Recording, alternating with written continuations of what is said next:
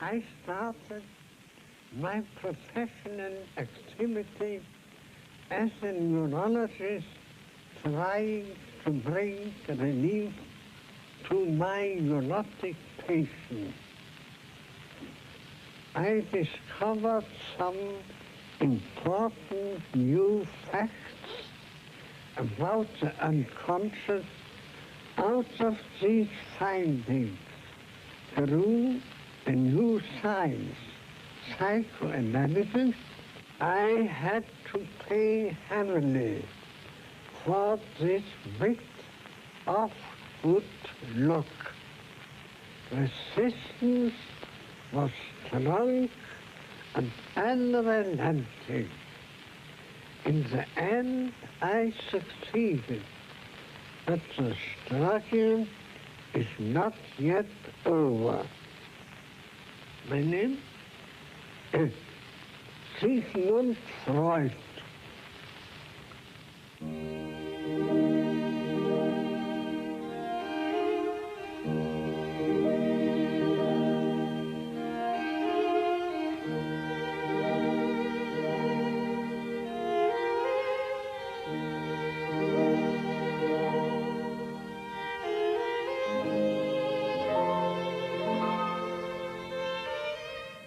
Pendant un demi-siècle, Sigmund Freud vécut à Vienne dans une rue tranquille, au 19 de la Bergasse.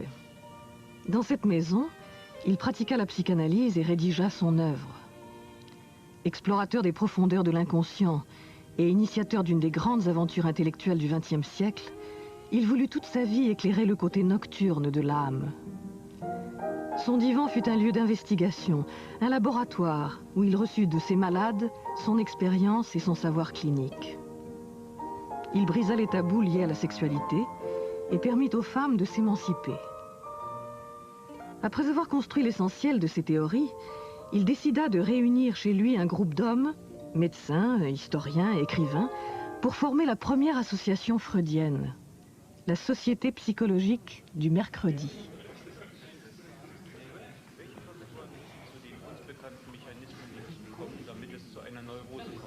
La première séance a lieu en octobre 1902, à 9 heures précises. Le rituel s'installe, café, cigares, petits gâteaux.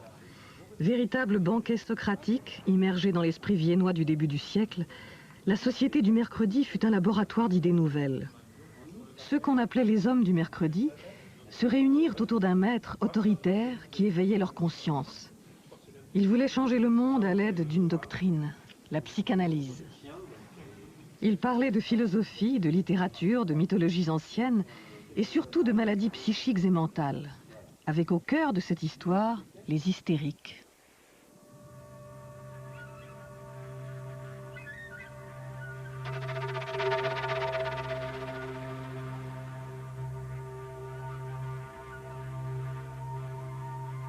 À l'hospice de la Salpêtrière, ancien arsenal construit sous Louis XIV, les folles sont isolées dans le quartier spécial des incurables et enchaînées. On les abandonne ainsi à demi nus, au milieu de leurs immondices. À travers les barreaux d'une grille, on leur distribue une nourriture faite de soupe froide et de déchets.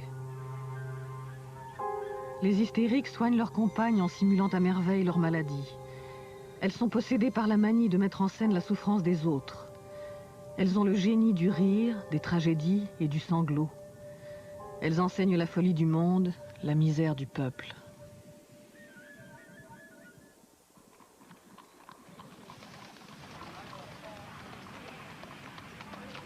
Freud arrive à Paris un matin d'octobre 1885.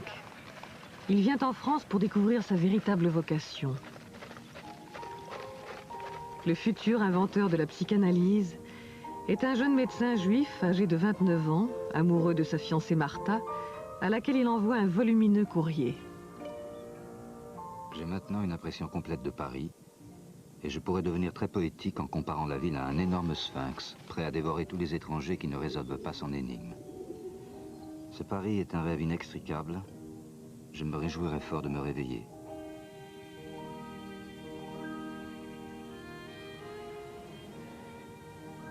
Freud vient à Paris pour suivre les leçons cliniques de Jean-Martin Charcot, le plus grand neurologue de l'époque. Né en 1825, dans une famille modeste, Il exerce ses talents à l'hospice de la Salpêtrière. On le surnomme le Napoléon des hystériques. Lorsque Charcot est nommé à la Salpêtrière, il est nommé dans un hôpital qui est en fait un immense hospice pour les femmes. Il y a près de 5 à 6 000 femmes qui sont enfermées à la Salpêtrière. Et pour lui, ça sera une espèce de matériau d'expérience à partir duquel il prétendra, avec un esprit de méthode et de classification extraordinaire, faire une typologie, une symptomatologie de toutes ces affections mystérieuses qui frappent l'être humain lorsque sa raison vacille.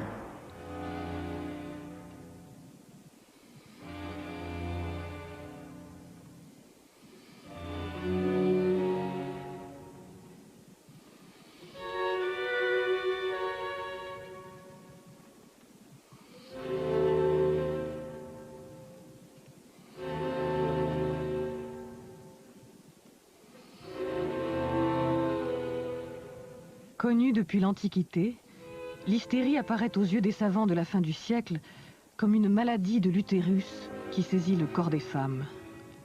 Pour comprendre la nature des convulsions, les médecins plongent les patientes dans un état de somnambulisme ou de sommeil éveillé que l'on appelle hypnose.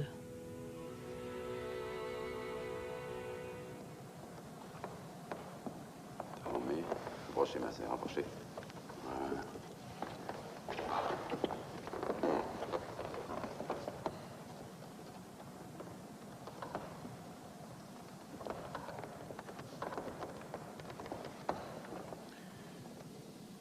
La méthode de Charcot sera popularisée par ce fameux tableau de Brouillet, la leçon clinique de Charcot, les fameux mardis de Charcot à la Salpêtrière, où assistait toute la bonne société libérale et républicaine de Paris.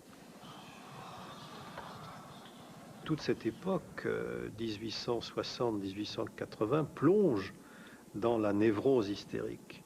Emma Bovary est un magnifique cas de petite hystérie ou de petite hystérique. Baudelaire lui-même, dans son journal, parlera de la nécessité pour lui, poète, de cultiver jusqu'à la jouissance et la terreur son hystérie.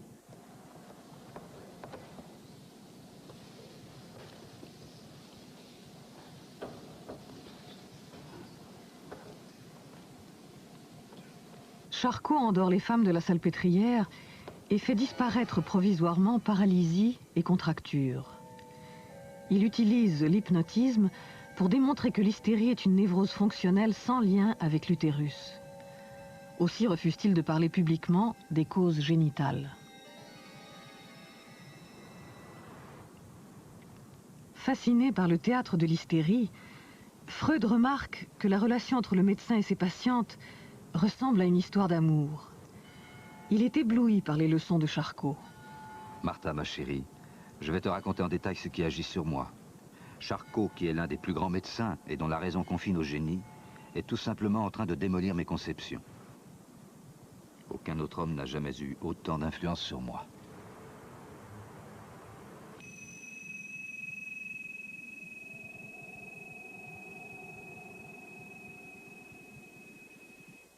À partir de Charcot, Freud invente un lien nouveau entre hystérie et sexualité. L'hystérie, telle est la maladie dont Freud s'empare à l'orée du siècle pour avertir les hommes de leurs blessures originelles. La psychanalyse est une manière particulière de raconter l'angoisse, l'oubli, le souvenir, le temps, le déchirement. À la Salpêtrière, le sexe des femmes parle à l'aide de convulsions. Aucune expérience de laboratoire ne saurait en venir à bout.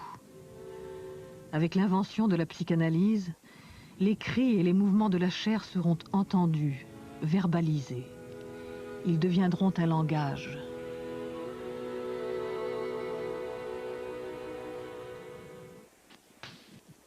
J'ai détruit tout ce que j'ai noté depuis 14 ans, mes lettres, notes scientifiques et manuscrits de mes travaux. Tous mes sentiments et idées sur le monde ont été jugés indignes de subsister. Il faut recommencer à les penser. Quant à mes biographes, qu'ils se torturent donc. Chacun pourra avoir son idée sur l'évolution du héros. Tous auront raison. Je me réjouis déjà de leurs erreurs.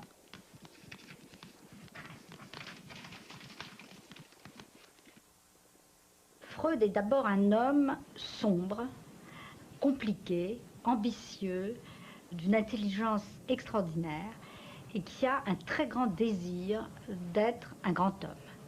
Dès le début, il a envie de faire des grandes découvertes. Je crois que ça n'est pas pour rien qu'il s'est comparé lui-même à un aventurier, à Christophe Colomb, et qu'il adorait les conquérants, Hannibal et Napoléon notamment, c'est-à-dire des conquérants militaires. Freud est habité par un grand désir, non pas de réussir au sens de faire des affaires.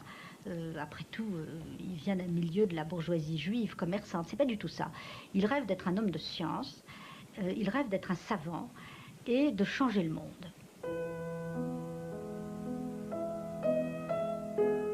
Premier-né du troisième mariage de son père, Freud fut adoré par sa jeune mère.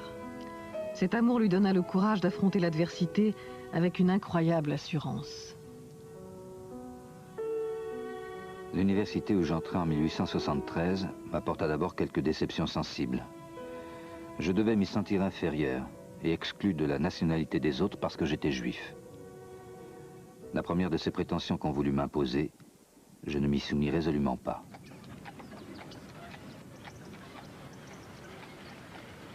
À l'Institut de physiologie de Vienne, Freud fait la connaissance de Joseph Breuer, un médecin juif spécialiste des maladies nerveuses, qui sera pour lui une figure paternelle. And one day, Breuer told him about this great case, NO, that had happened much earlier in 1880-82, and Freud kept saying, tell me more, tell me more, tell me more. And it turned out to be an intelligent young woman who had very severe, what later came to be called hysterical problems. She forgot her own language. She refused to drink water out of her cup. She had paralyses, which were hysterical paralyses, and all of this was very odd. Anna O, de son vrai nom Bertha Pappenheim, est une jeune fille de la bourgeoisie viennoise. Elle a 20 ans quand surviennent ses premiers troubles.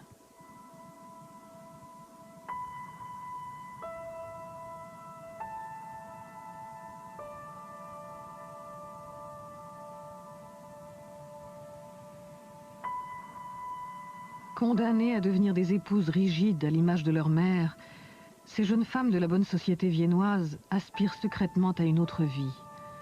Mais personne ne les écoute. Incapables de faire face à leur destin, elles tombent malades. L'hystérie est le langage de ce désir échoué au seuil de la raison. Breuer, in a way working with his patient also, developed what came to be called the talking cure. That is, he would hypnotize her very gently and then ask her to talk, to remember this, to remember that. And then she would remember and she would talk about it. And this would in some way help the symptom to disappear, which greatly amazed Breuer, who worked with her for 2 years. And out of this came then the kind of first, if you wish, she was perhaps the first psychoanalytic patient in the world, or proto-psychoanalytic patient in the world. And Freud pushed this further than Breuer ever did. And this, of course, then becomes the ground for his own independent theory about sexuality and so on. Ils décident de publier leur grand livre inaugural, s'appelle Les études sur l'hystérie, qui sont composées de plusieurs histoires de cas, dont celui d'Anna O. Mais pourquoi est-ce que Freud et Breuer ont publié ce livre? C'est compliqué, parce que c'est pas un livre mensonger. C'est pas un livre qui raconte qu'on guérit les hystériques alors qu'on les guérit pas. C'est un livre qui montre comment on les soigne. Et qui montre en tout cas que les résultats obtenus par ce qu'on appelait la méthode cathartique, c'était pas encore la psychanalyse, mais enfin c'était déjà la cure par la parole. Ça, c'est l'invention progressive de la psychanalyse, qu'au moins on fait quelque chose avec ces femmes, qu'on les écoute. C'est ça la leçon des études sur l'hystérie. Bertha Pappenheim ne sera pas guérie, mais elle s'engagera dans une vie militante au service du sionisme et de la cause des femmes.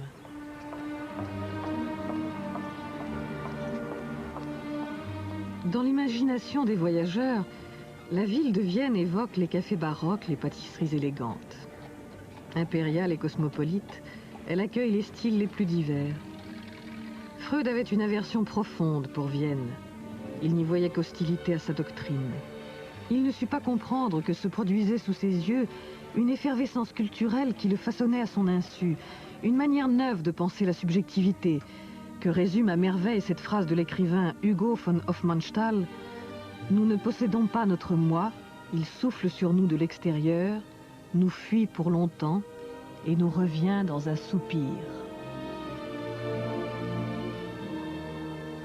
En automne 1886, je m'installais comme médecin à Vienne et épousais la jeune fille qui m'avait attendu pendant plus de 4 ans dans une ville lointaine.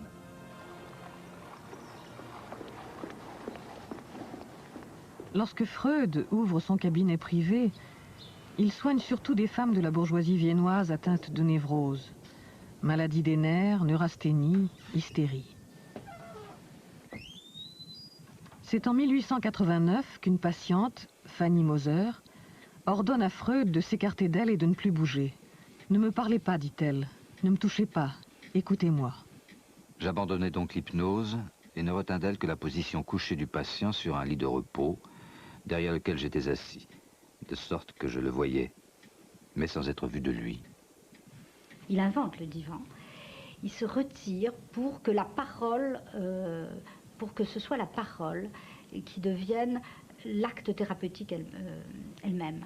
Il n'y a plus rien, il n'y a plus de magnétisme, il n'y a plus d'hypnose, il n'y a plus de regard, il n'y a plus que la parole. C'est beaucoup plus intéressant que d'aller chercher dans l'inconscient endormi. Et donc les patients prennent l'habitude de raconter leurs souvenirs d'enfance, leurs fantasmes, etc. Passionné par ces découvertes, Freud laisse le sujet parler librement. En écoutant cette parole chaotique, il assigne à la sexualité une place fondamentale. Elle détermine la vie psychique. La névrose n'est pas une maladie insolite, mais la conséquence, partagée par beaucoup, de conflits infantiles non résolus. Cette compréhension des névroses a lieu au moment où Freud rencontre un médecin berlinois, Wilhelm Fliess, qui devient son indispensable ami. Fliess had very strange theories. He was a specialist, ear, nose, and throat specialist, and he believed that the role of the nose, or catarrh of the nose or something, would be some crucial influence on sexuality and help in the prognosis as well as diagnosis. Freud went along with this and exchanged ideas with him. Et Freud va avoir un amour fou pour cet homme, qui est un peu son alter ego pendant des années, avec lequel il correspond. On a appelé ça la naissance de la psychanalyse, parce qu'à travers toutes ces lettres, c'est l'époque où il élabore toutes ces théories, la bisexualité, la théorie de la séduction, sa première théorie de l'appareil psychique. Toutes les nuits, entre 11h et 2h, je n'ai fait qu'imaginer, transposer, deviner, pour ne m'interrompre que lorsque je me bouillonne et fermente en moi, et je ne fais qu'attendre de nouvelles poussées. Nous n'échouerons pas, mon cher Wilhelm. Au lieu du passage que nous cherchons, nous découvrirons peut-être des océans, dont nos successeurs... C'est à ton intention, cher ami, que je relate tous ces faits. On sait généralement que la neurasthénie est fréquemment due à une sexualité anormale, mais ce que je soutiens, c'est que la neurasthénie n'est qu'une névrose sexuelle. Wilhelm Fliess vit à Berlin. Freud et lui se retrouvent régulièrement pour de longues discussions auxquelles ils donnent le nom de congrès. Ils échangent leurs idées, mais aussi leurs malades. À travers cette relation passionnelle, Freud tâtonne et adopte toutes sortes de théories extravagantes. C'est en se trompant, puis en rectifiant ses erreurs, qu'il construit ses principales hypothèses. T'ai-je déjà révélé, oralement ou par écrit, le grand secret clinique? Je suis encore tous en dessus-dessous, à peu près certain d'avoir résolu le problème de l'hystérie et de la névrose obsessionnelle, en trouvant la formule du choc sexuel et de la volupté sexuelle infantile. Quand par exemple il élabore sa théorie de la séduction, c'est-à-dire quand il pense que à l'origine de toute névrose, il y a un traumatisme réel. Ça veut dire les enfants ont subi des traumatismes sexuels réels dans leur enfance. Que fait Freud? Il ne se contente pas d'être un homme de laboratoire qui va faire des recherches comme sur des grenouilles. Il se dit, mais ça a pu m'arriver à moi. Donc, Freud va être habité par une interrogation sur lui-même. Je crois que c'est ça, la grande force de la psychanalyse et de Freud, c'est que au lieu de considérer le malade et le patient comme un objet à étudier de l'extérieur, il passe d'abord par une analyse de lui-même pour savoir s'il n'a pas vécu lui-même la même chose. Les savants de la fin du siècle attribuent une grande importance à la sexualité. Freud pense d'abord que toute névrose a pour origine une séduction réelle vécue dans l'enfance, viol ou attouchement. Puis il renonce à cette hypothèse d'une corruption naturelle de la société. Les abus et les violences existent dans les familles, mais la séduction ne rend pas compte de l'imaginaire sexuel propre à chaque sujet. Freud invente alors la théorie du fantasme. Et si on veut vraiment comprendre ce qui se passe dans l'inconscient et ce qu'est le trouble psychique, eh bien, l'hystérique est habitée par des réminiscences, des fantasmes. Et c'est elle-même qui invente des séductions qui n'ont pas eu lieu. Donc on souffre de choses qui viennent de soi-même. Et là, la perspective est complètement changée, c'est-à-dire que là c'est la psychanalyse. C'est la psychanalyse et on sort complètement de toutes les théories de l'époque. C'est-à-dire, eh bien, le sujet va s'interroger sur lui-même. Donc on n'a même plus besoin de l'endormir, on n'a pas besoin de découvrir un autre que lui qui l'habiterait, il est habité lui-même par cet autre, etc. Et ça, c'est la révolution freudienne. He's a great, wonderful contradiction. He's a revolutionary who's a bourgeois. It's a wonderful kind of, and the man who thought up the things he did, infantile sexuality, homosexuality is not a crime, it's not a sin, it's not a disease, all these things he said, which were presumably, you know, terrible things to say. At the same time, he's a perfect bourgeois. That's one of the things that makes him so interesting. Freud en famille, entouré de sa femme Martha, épouse exemplaire, et de sa belle-sœur Mina, sa confidente, Freud mène une vie de patriarche autoritaire. Il consacre son temps à ses recherches, à ses patients, à ses disciples. Ses 3 fils reçoivent une éducation libérale, tandis que ses 3 filles sont élevées selon un modèle plus traditionnel. Chaque été, Freud loue une maison sur les hauteurs de Vienne. Il y passe ses vacances en famille et se détend en inventant des jeux pour ses enfants et ses petits-enfants, comme en témoignent ces images voilées tournées par un proche.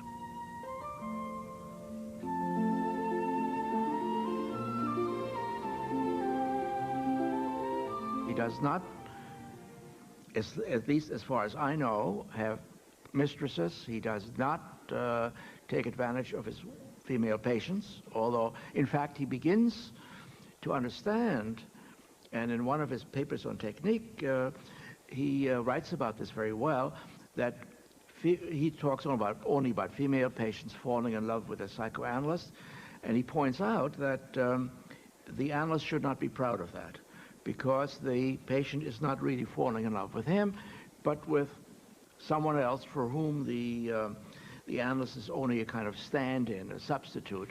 And the thing to do is not to have an affair, but to analyze what's going on.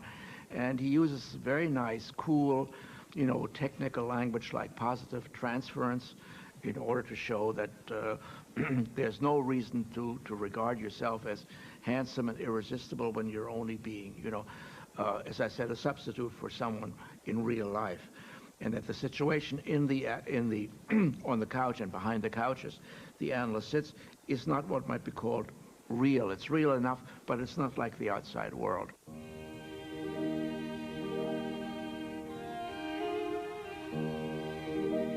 Freud invente de nouveaux concepts.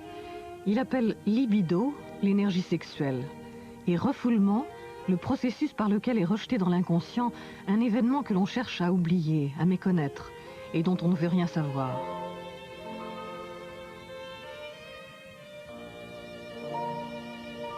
Dans l'inconscient, rien ne finit, rien ne passe, rien n'est oublié.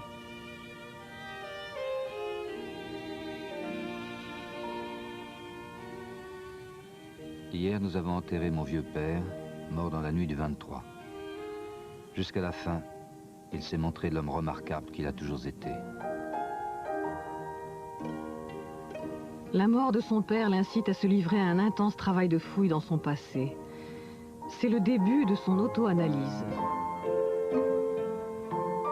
Curieux d'antiquité et de culture lointaine, Freud collectionne les objets. Cette passion archéologique l'entraîne au cœur des anciennes civilisations et lui révèle que le destin de chaque homme est lié à celui de l'universalité humaine. Entouré de ses statuettes, ses multiples figurines, romaines, chinoises, grecques, égyptiennes, il analyse les rêves de ses patients et les siens. Il les interprète comme on déchiffre une langue inconnue.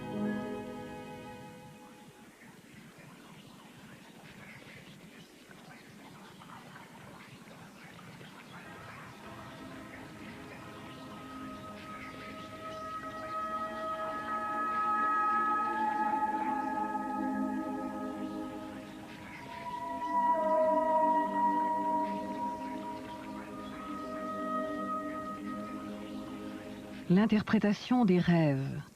Dans ce livre magistral qui ouvre le XXe siècle, Freud voyage au-delà de la conscience et du sommeil. Loin d'être une prédiction magique, le rêve, au sens freudien, est l'accomplissement d'un désir inconscient ou refoulé. Dans les rêves, d'étranges personnages se mêlent souvent à un bestiaire à la fois fantastique et familier.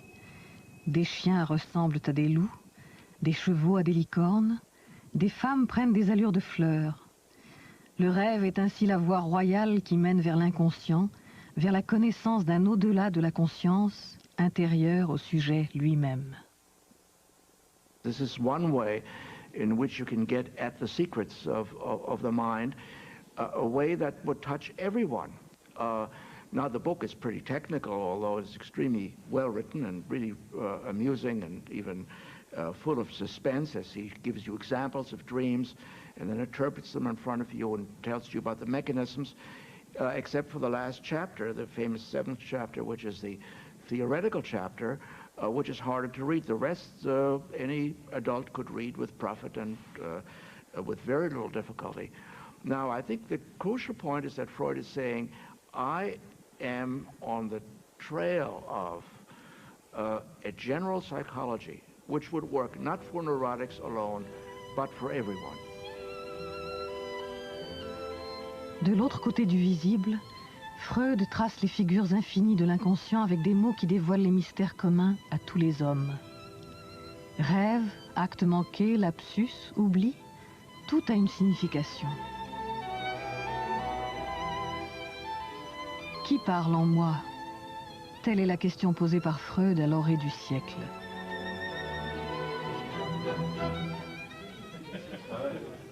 Le livre sur les rêves marque une nouvelle étape dans la vie de Freud et le début des soirées du mercredi. Brouillé avec son ami berlinois Wilhelm Fliess à cause d'une sombre histoire de vol d'idées, Freud a besoin de transmettre son savoir. Autour de la longue table ovale, les hommes du mercredi sont de plus en plus nombreux. Comme le monde dans lequel ils vivent, ils sont déchirés par des conflits. Le désir qui les pousse à comprendre leurs semblables est d'emblée une interrogation sur eux-mêmes, sur leur enfance, leurs parents, leur identité. Presque tous sont juifs.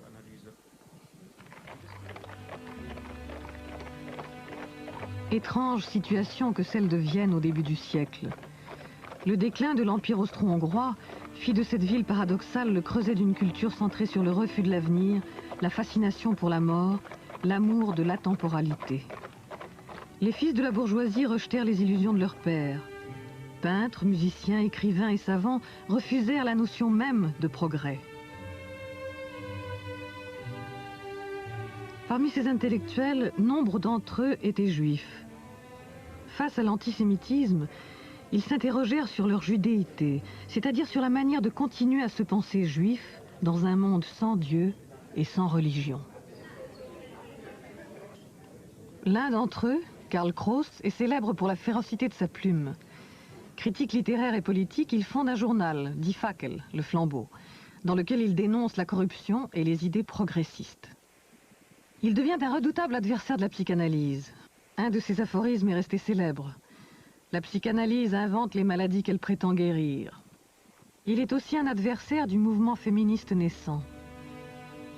L'idée dominait que si les femmes sortaient du modèle de la famille patriarcale, la société entière risquait d'être anéantie par un virus de féminisation et d'abaissement des valeurs viriles. Rien ne ressemblait plus à cette image et à cette peur de la déchéance que le long règne de l'empereur François-Joseph. Sombrant progressivement, il paraissait accablé sous le poids d'une féodalité d'un autre âge.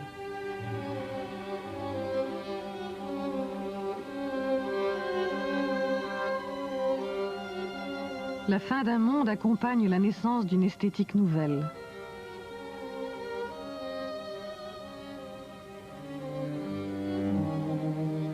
Avec d'autres créateurs, Gustav Klimt lance le mouvement de la sécession. C'est le début d'une modernité de l'art autrichien. Sans connaître la psychanalyse, Klimt témoigne dans son œuvre d'une même approche de la réalité. Il célèbre les rêves d'angoisse, de sexe et de mort que Freud découvre chez ses patients.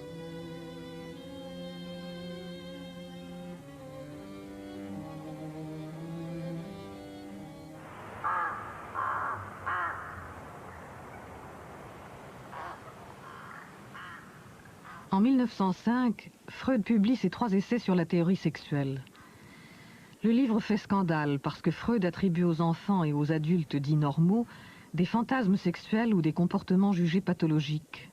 Masturbation, sodomie, fétichisme, désir d'inceste. Il élabore son plus fameux complexe en s'inspirant de la tragédie de Sophocle, dans laquelle le roi de Thèbes, Oedipe, marqué par la malédiction des dieux, tue son père et épouse sa propre mère sans le savoir.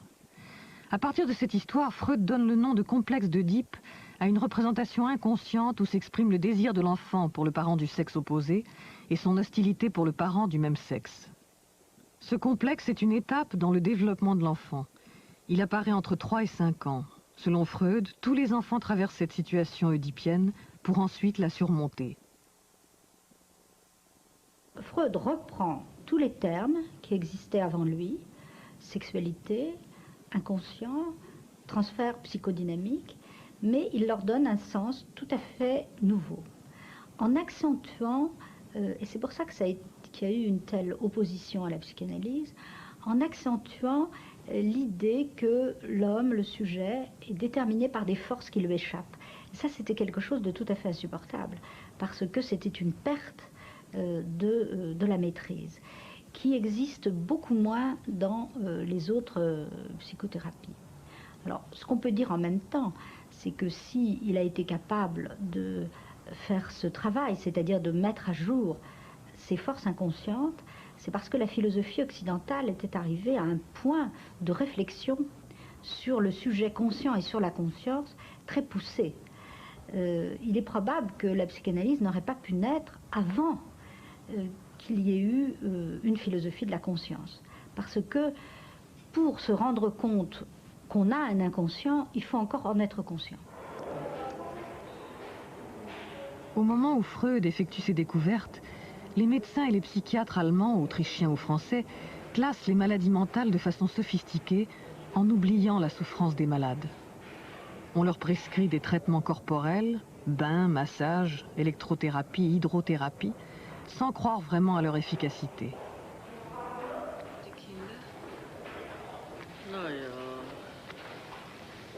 Und der Mann?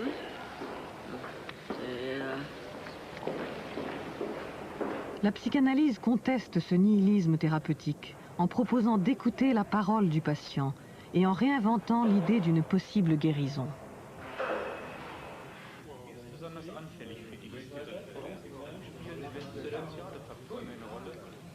Les soirées du mercredi existent depuis 5 ans.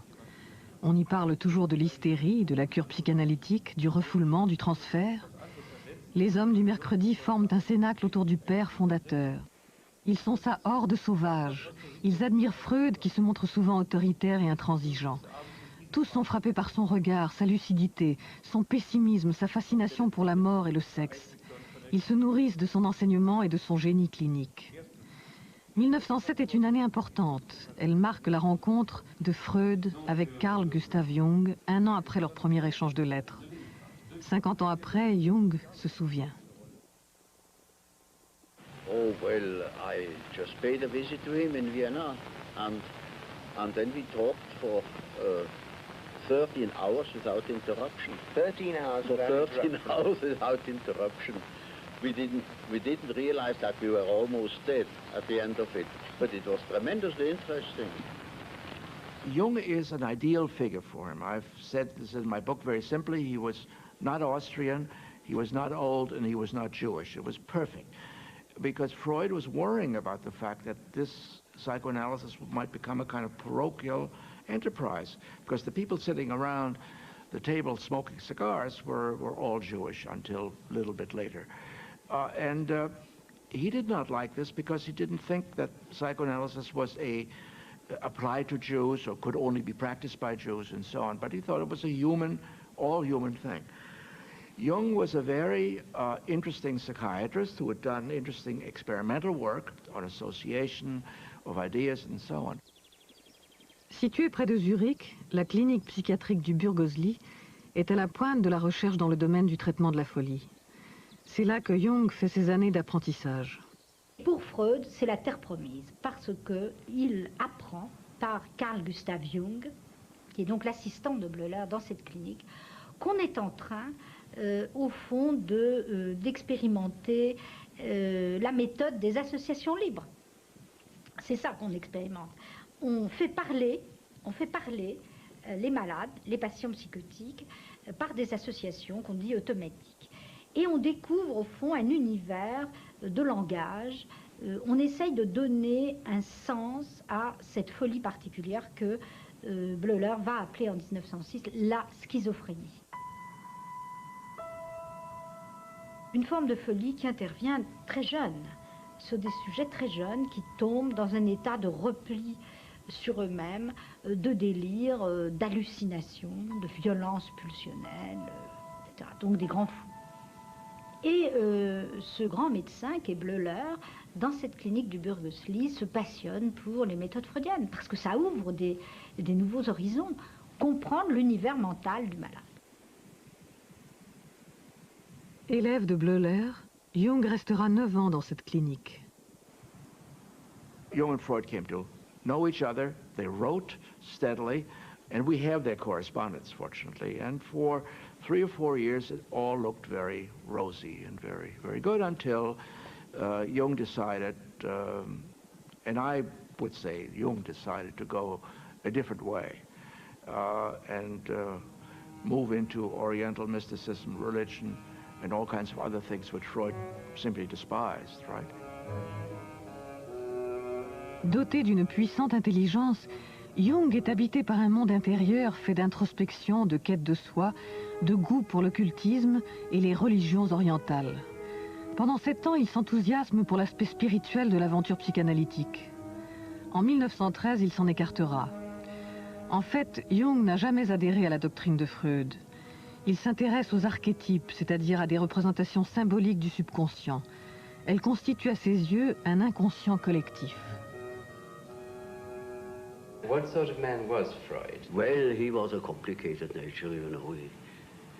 I liked him very much, but I soon discovered that when he had thought something, then it was settled, while I was doubting all along the line.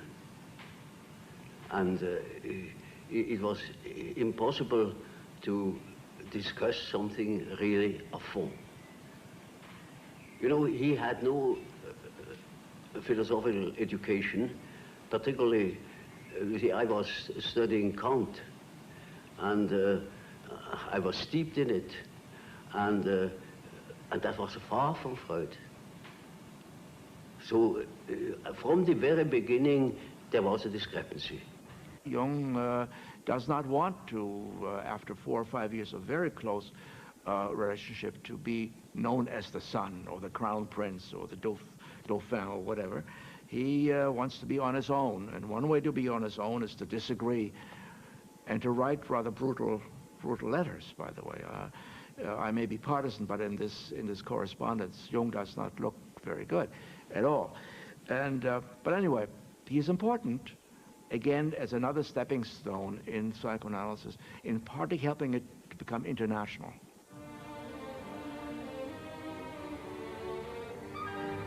Au cœur de l'Empire austro-hongrois, Budapest est la 2e ville de l'histoire à s'ouvrir au freudisme. le milieu littéraire et artistique manifeste un intérêt immédiat pour les phénomènes de l'inconscient.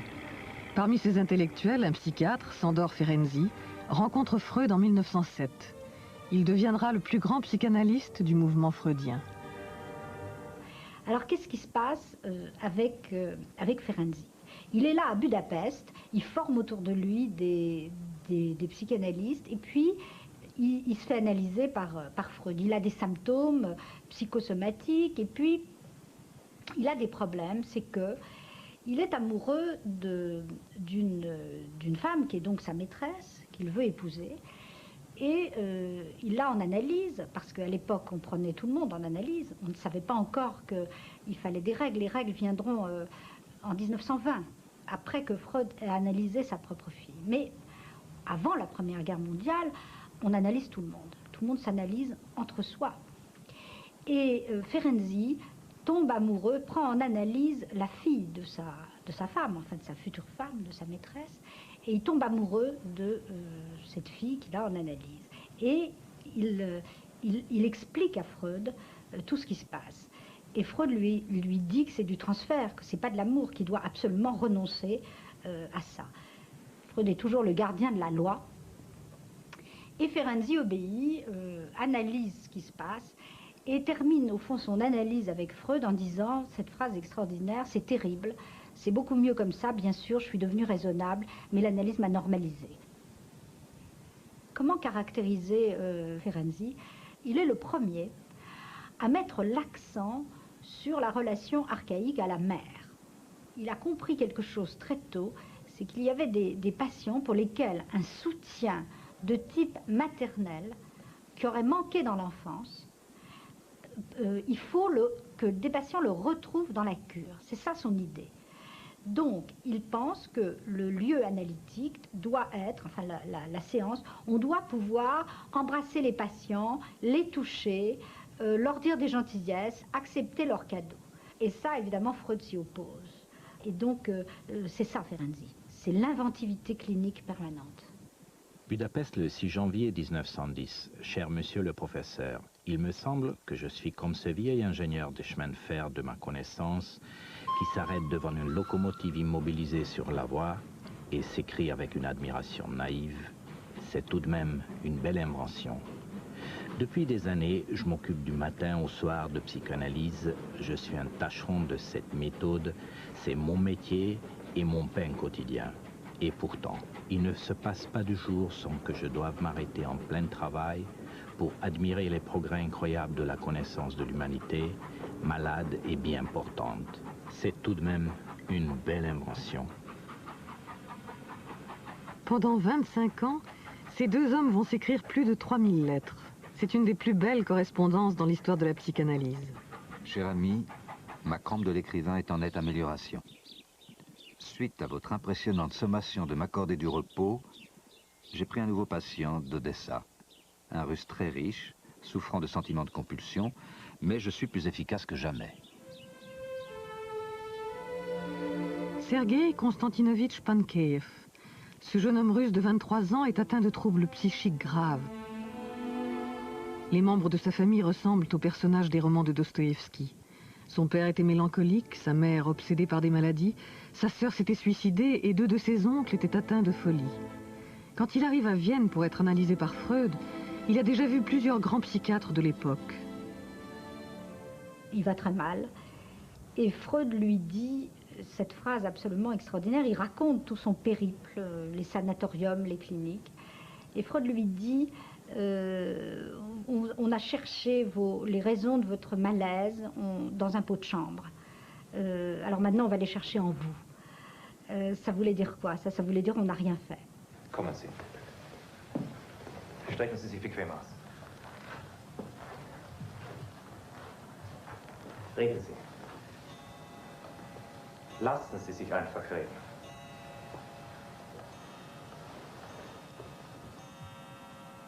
Je rêvais qu'il faisait nuit et que j'étais couché dans mon lit.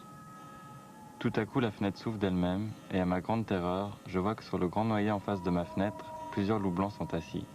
Il y en avait 6 ou 7. Les loups étaient tout blancs et ressemblaient plutôt à des renards.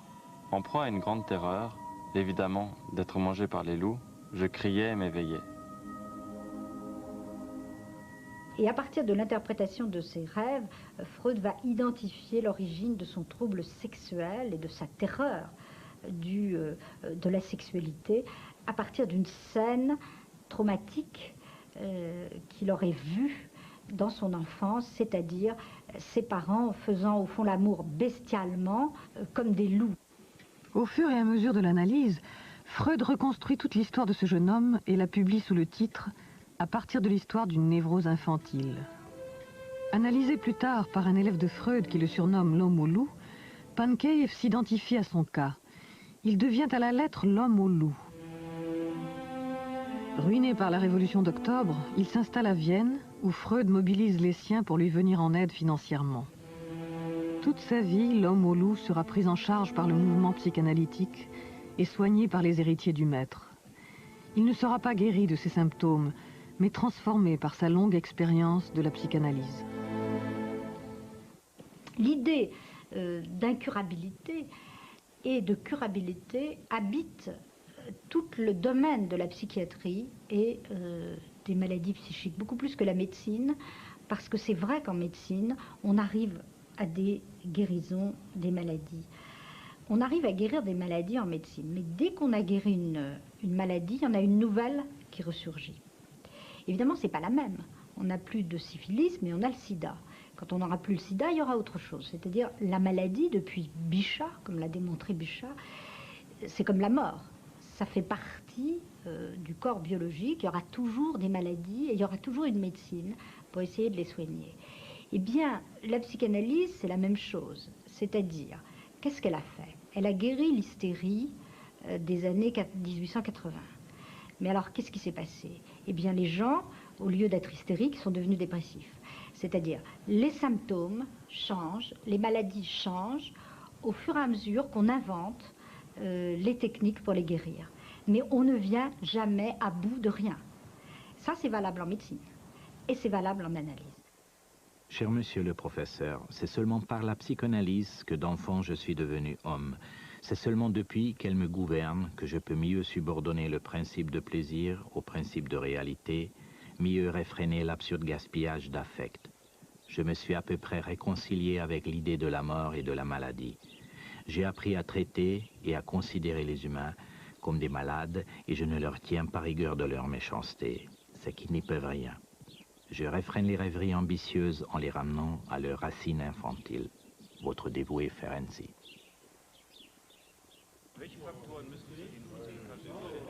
En 1910, les séances de la Société du mercredi sont transférées de l'appartement de Freud à un collège des docteurs. La fièvre des commencements se dissipe. L'académie succède au banquet. 1910, c'est aussi l'année où Freud fonde l'Association psychanalytique internationale et demande à Jung d'en assurer la direction. Le congrès de Weimar de 1911 réunit tous les ténors du mouvement psychanalytique international. Jung en est le président malgré des désaccords de plus en plus manifestes. 2 ans plus tard, ce sera la rupture avec Freud. Un autre homme entre alors en scène qui comptera dans l'expansion du mouvement. Ernest Jones, un médecin anglais né au pays de Galles. And what struck me most of all about it was what an extraordinary man he must be, because he seemed to listen to his patients. And I'd never heard of anybody listening to his patients before. They always tested their knee jerks, that sort of thing, but they didn't listen to what they had to say. And here's a man who listened patiently. Well, that took my fancy very much. According to John's autobiography and to what I actually have found out, John started to become interested in psychoanalysis around 1906. And together with his friend Trotter, they started reading Freud. He knew a bit of German, and then he became acquainted with German later on. Therefore, psychoanalysis started to circulate in England quite early on. Ernest Jones participe à la traduction anglaise de l'œuvre de Freud. En 1911, il fonde l'Association américaine de psychanalyse et en 1919 la Société britannique de psychanalyse. He had a great spirit of tolerance, of open-mindedness, anti-dogmatism. And that's the reason why he could actually allow various schools or various trends at one moment to come in Great Britain. And that is a typical attitude of the, let's say, the empirical approach of British culture at its best. But it's interesting, for instance, that the British society from the beginning was full of non-medical people. La Fitzroy Tavern à Londres était le lieu de rencontre des intellectuels anglais non conformistes. C'est autour de Virginia Woolf et de son mari, Leonard Woolf, que se crée le groupe de Bloomsbury. Parmi ces intellectuels, James Strachey s'oriente vers la psychanalyse. Sur les conseils de Jones, James et sa femme Alix se rendent à Vienne pour se faire analyser par Freud. Ils deviennent des praticiens et consacreront leur vie à traduire l'œuvre complète de Freud. And they helped, of course, psychoanalysis to circulate in the Anglo-American world, because at one moment, of course, James, being so friendly with Virginia Woolf and Leonard Woolf, contacted the newborn Hogarth Press and managed to create this link between the Hogarth Press and the British Psychoanalytical Society, so that the Hogarth Press became, in some way, the publisher of Freud and of psychoanalytic works in England. Jones sera le grand organisateur du mouvement, l'homme politique du freudisme, le gardien de la doctrine, et plus tard, face aux États-Unis, celui qui assurera à l'école anglaise une place prééminente. À ce congrès, Freud rencontre pour la première fois Lou Andrea Salomé. Écrivain de langue allemande, né à Saint-Pétersbourg, elle séduit Freud par la vivacité de son esprit, sa chaleureuse humanité, sa beauté. C'est le début d'une longue amitié. Elle est à la recherche, au fond, de la modernité et de qu'est-ce que c'est que l'être humain quand Dieu est en train de mourir. Et quand on est replié sur la figure de soi-même. Et par ailleurs, c'est dans sa vie qu'elle veut réaliser les grandes passions. Et Lou va toujours vers ce qu'il y a de plus intéressant sur le plan intellectuel. Elle rencontre Nietzsche quand elle est toute jeune. Et Nietzsche tombe éperdument amoureux d'elle. Et bien sûr, elle ne devient pas sa maîtresse. C'est pas du tout ça qui l'intéresse. Et elle décide pendant un certain temps de vivre avec les hommes dans des amitiés platoniques, de façon à recréer elle aussi une sorte de banquet platonicien des idées. Et quand elle arrive à Vienne, c'est avec la ferme intention de s'initier à la psychanalyse. Elle a trouvé dans la psychanalyse, au fond, la doctrine qu'elle cherchait. Et à partir du moment où elle va rencontrer la psychanalyse, elle devient psychanalyste et elle cesse d'écrire des romans. Entre Lou et Freud se noue une relation privilégiée faite de confidences intimes et d'amour réciproque. Il a pour elle une véritable admiration et la regarde comme son alter ego. Admise dans le cercle des intimes et reçue avec ferveur à la Société du mercredi, elle s'établit ensuite à Göttingen où elle pratique la psychanalyse tout en échangeant avec Freud une belle correspondance. Cher Lou, vous m'avez manqué hier soir à la séance. J'ai pris la mauvaise habitude de toujours adresser ma conférence à une certaine personne de mon cercle d'auditeurs et ne cessais hier de fixer comme fasciné la place vide que l'on vous avait réservée.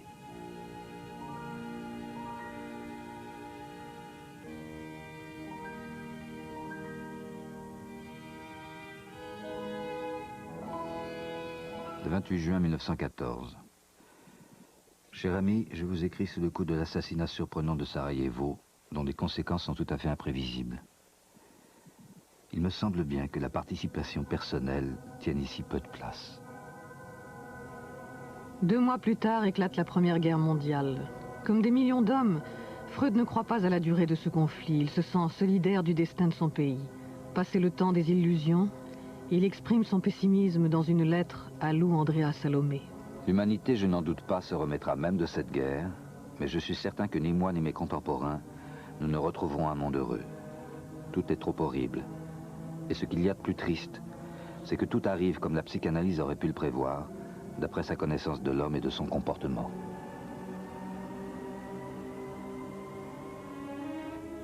En novembre 1916, l'empereur François-Joseph s'éteint après 68 ans de règne.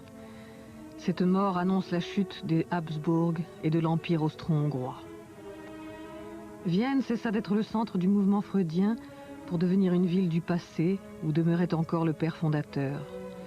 Une certaine idée de la psychanalyse, nocturne et subversive, s'effaçait avec la fin d'un monde dont elle avait elle-même rêvé la fin.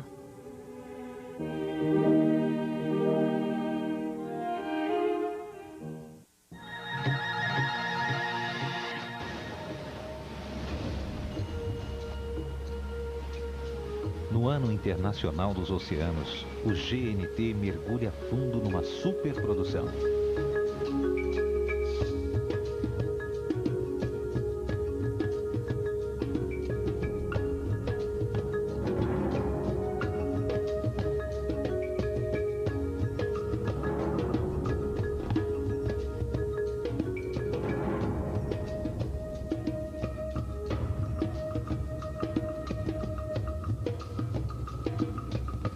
Planeta Oceano. Em setembro, no GNT.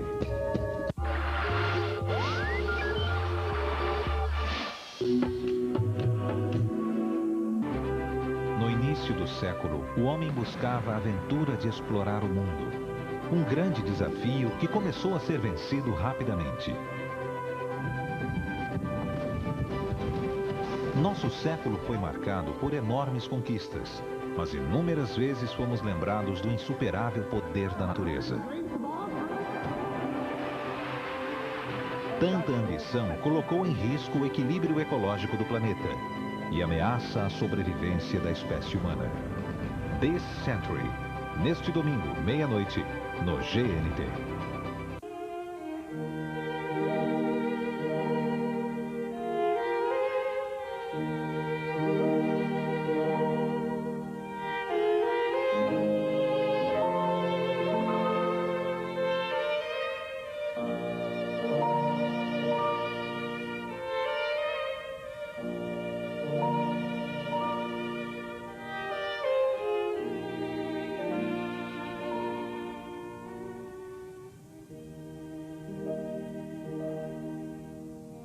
Au moment où éclate la Première Guerre mondiale, Freud a élaboré une partie essentielle de sa doctrine. Combattant le nihilisme thérapeutique de la fin du siècle, il a montré le rôle majeur de la sexualité dans la genèse des névroses. Devenu un savant reconnu, il s'est brouillé avec ses amis de la première heure. Joseph Breuer, Wilhelm Fliess, puis avec l'un de ses précieux partisans, Carl Gustav Jung. Entouré de ses disciples les plus fidèles, Sándor Ferenczi, Ernest Jones, Karl Abraham, il fonde en 1910 le mouvement psychanalytique international qui va conquérir le monde.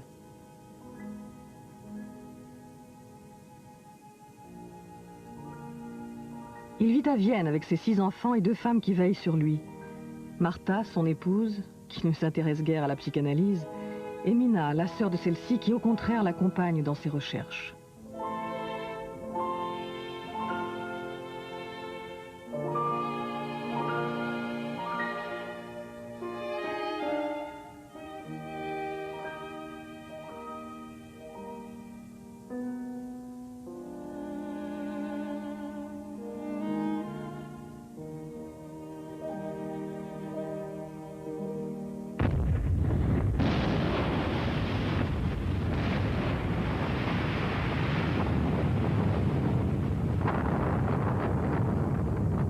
Au début du conflit, Freud est pris d'un accès de patriotisme de courte durée. Il vit cette guerre comme une épreuve interminable, une violente et irrémédiable cassure. Et il s'inquiète pour ses fils envoyés au front. Il a peu de patience, mais il poursuit son œuvre et donne des conférences à l'université de Vienne devant un public de plus en plus important. La guerre relance le débat sur l'origine traumatique des maladies nerveuses. Les psychiatres sont sollicités par les hiérarchies militaires pour dépister les simulateurs qui cherchent à fuir les combats. Ils utilisent des traitements électriques ou hypnotiques pour guérir les paralysies et les terreurs causées par le feu des grenades et des canons.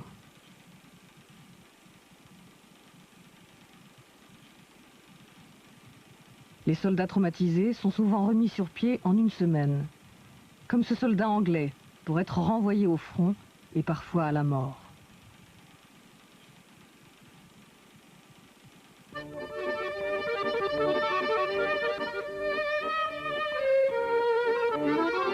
Après la Première Guerre mondiale, le paysage de la psychanalyse se transforme. Les écrivains et les intellectuels viennois ont l'impression d'avoir perdu leur identité. Les conditions de vie après la guerre sont terribles. Freud consacre une large part de ses activités à sa propre survie.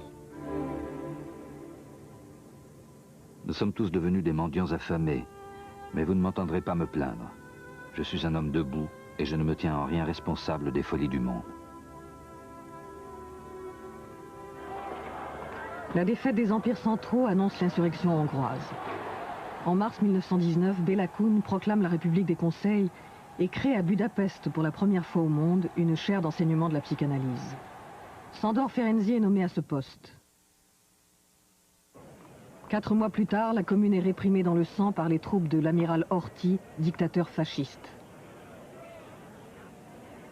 Les psychanalystes prennent la route de l'exil et s'installent à Berlin.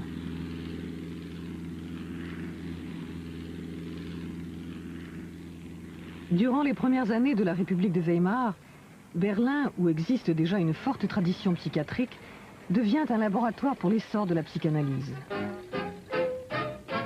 La capitale allemande accueille l'avant-garde du mouvement psychanalytique mondial.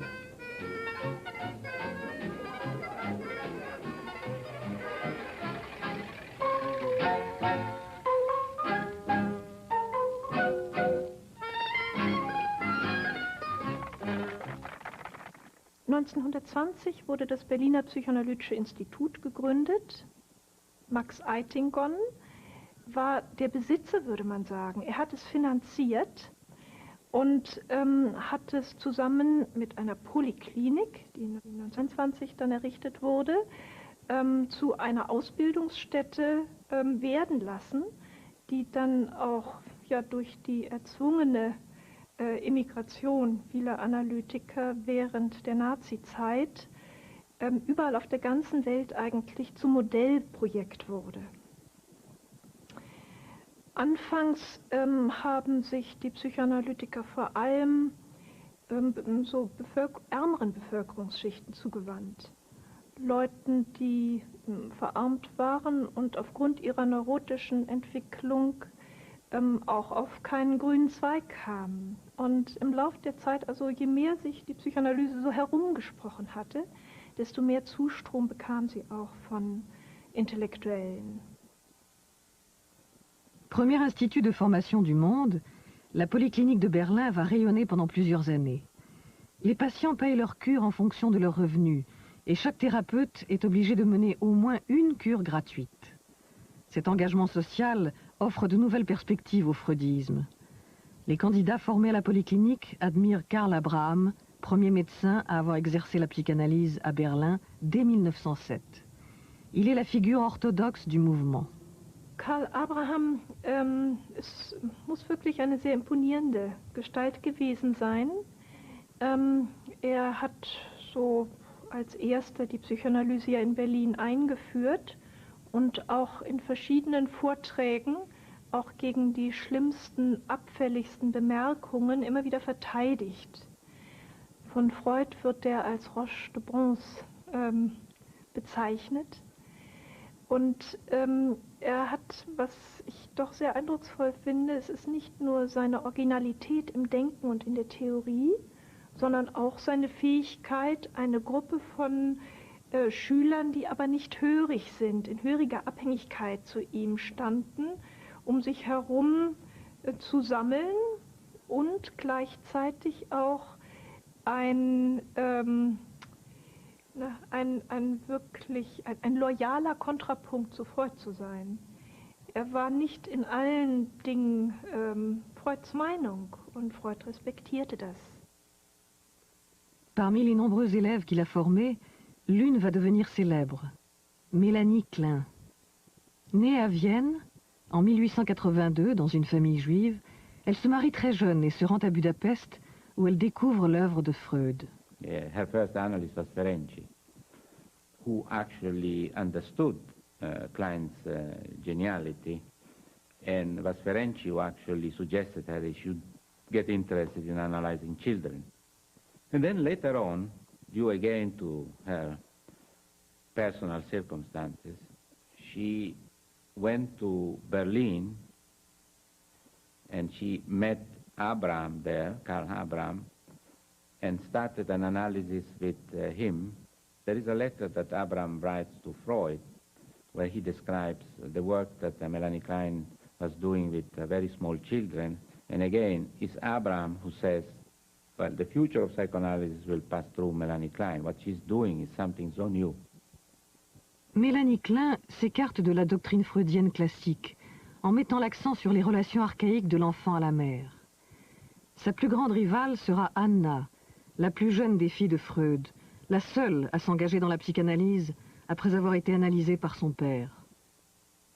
Well, you know, Freud had certain rules about psychoanalysis, yes, and he published these rules in these famous papers on technique. And one rule was you do not analyze anybody who's close to you, like a friend. The idea is that the ideal is to analyze a stranger. It seems as though Freud did not read Freud, you know, because he analyzed his own daughter from 1918 on, which is, from a technical point of view, simply terrible. The two of them were virtually merged. I mean, once Freud discovered that she was brilliant, totally loyal, really indifferent to other men, and that she really, the man in her life was her father, and the woman in his life became his daughter. She became simply his alter ego. Antigone de la famille, Anna voit à son père une passion démesurée. Elle est à la fois sa disciple la plus fidèle, sa confidente la plus proche et son infirmière la plus dévouée. Elle deviendra un chef d'école et l'amie de tous les Viennois exilés dans le monde. En 1920, Freud est frappé par la mort soudaine d'une autre de ses filles, Sophie, sa chère, éblouissante Sophie, emportée par une épidémie de grippe.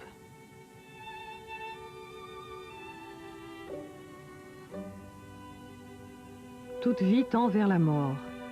Freud développe un nouveau dualisme, la pulsion de vie et la pulsion de mort. Ces deux forces élémentaires s'affrontent pour l'éternité. Son livre, Au-delà du principe de plaisir, reprend le thème de la mort et inaugure le remaniement de sa conception de l'appareil psychique. And then 3 years later, he goes on to develop the idea that the mind is divided not only by the drives, life against death, sexuality against aggression, but also almost, if you wish, a geographic division, which you can't quite find, as it were. He draws a little diagram. But the id, which is essentially inaccessible directly, it's, as it were, so deeply buried that the only way in which you can get at it is indirectly, by mistakes, by dreams, by symptoms, and so on, which show something bubbling up inside. The ego, which is the id, of course, is totally unconscious. The ego, which is partly unconscious, partly conscious, and the superego, which is also partly conscious, partly unconscious. Now, the superego can be called simply, if you want, the conscience, although it's a little more complicated than that, but it has some similarities. And the ego is, in a way, the part of the mind which deals with mastery of the world. It's in relation to outside forces. It acts on them. It receives them. It reinterprets them.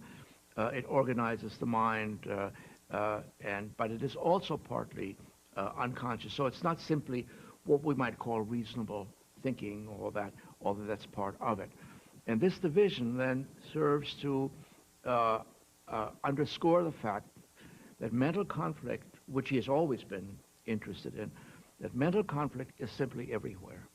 Because these three agencies, let's say, the id, ego, superego, are very rarely completely at peace with each other. And what you can get is a kind of suspension of hostilities, a truce, but much of the time, let us say, the superego will attack you.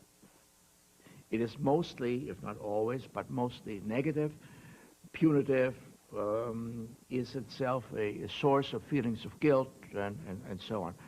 Now, this is actually, it turned out, I think, that this idea, plus the idea of the two fundamental forces, which are in opposition to one another, turned out to explain much more about mental operations than before. So in that sense, it's a real gain in clarity.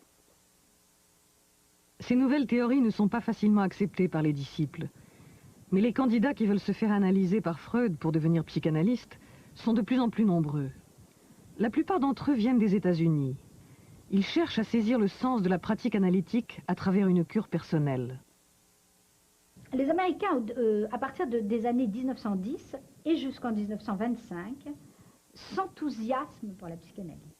Parce que pour eux, c'est une thérapie du bonheur.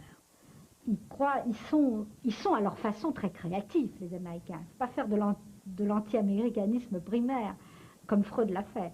Freud a dit, la psychanalyse va aux Américains comme une chemise blanche à un corbeau, je crois. C'est sa phrase. Donc il les détestait. Il les détestait, on comprend pourquoi.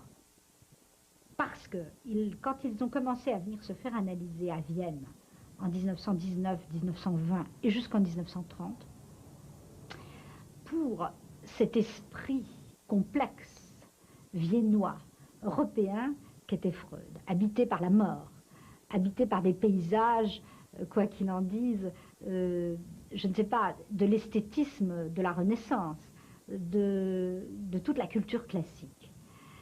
Eh bien, qu'est-ce qu'ils voyaient arriver? Des puritains qui avaient envie que les gens soient heureux. Rien n'est plus étranger à Freud que ce genre d'histoire. Freud cherche à disséquer l'âme humaine. Il est l'héritier du romantisme d'un côté. Et quand il est clinicien, il cherche à guérir, il ne cherche pas à adapter. C'est deux choses différentes. Il cherche à ce que quelqu'un comprenne ses symptômes, non pas aille mieux, se comprenne. C'est à la gare de Vienne, en 1921, que plusieurs Américains et quelques Anglais arrivent pour rencontrer le maître. L'un d'entre eux, Abraham Gardiner, psychanalyste et anthropologue, se souvient. I mean, Freud came down to meet his new analyst and No. He was coming home from his vacation. And we met him at the railroad station. Let's see. And it was a very cold day. It was only September 25th, but he was dressed up in a fur coat and a slouch hat. And I was rather disappointed because I expected a more imposing-looking man. He was rather short. He was? Yes. He wasn't tall. He was only about 5'6", I would say. And not terribly imposing, extremely friendly, and very glad to see me, and... Did he speak English? Perfect. Perfect. And I was analyzed in English. $10 a session. Oh, that was a fabulous fee. Yeah. That was an enormous fee, considering that the dollar brought 3,300 crowns. So that meant 3,300 crowns times 10. That's 33,000 crowns. Imagine what that was if a good meal in Vienna cost 75 crowns. He was an extremely penetrating in his insights, by the way. This man was uncanny in his insights. But it was all draped around the Oedipus complex. He referred occasionally, he'd say, well, of course, this is an anal erotic thing and this is an oral erotic. But he wasn't systematic about it. Il est de nouveau frappé par un deuil. Son petit-fils préféré, Heinz, le fils de Sophie, meurt en 1923. Je supporte très mal cette perte. Je crois n'avoir jamais éprouvé un tel chagrin. Tout m'est devenu indifférent. Cette même année, son médecin détecte une tumeur cancéreuse à la mâchoire. Pendant quelque temps, il cache la vérité à Freud. Ernest Jones, son biographe et ami, fut le témoin des souffrances qu'il a endurées. It went on for 16 years. He had 23 operations in that time, major operations, with all sorts of things being done in between in the way of radium or X-rays or diathermy or different things to torture him, you may say, and manufacturing complicated dentures. Well, he was really never free of discomfort and mostly of pain. 16 years, which he bore with exemplary fortitude, resignation, quietness. Only once in all that time ever heard him complaining. And that was when he was really, it was almost unbearable. And he said, this is really unnecessary. Berlin 1925. Karl Abraham meurt brutalement à 48 ans.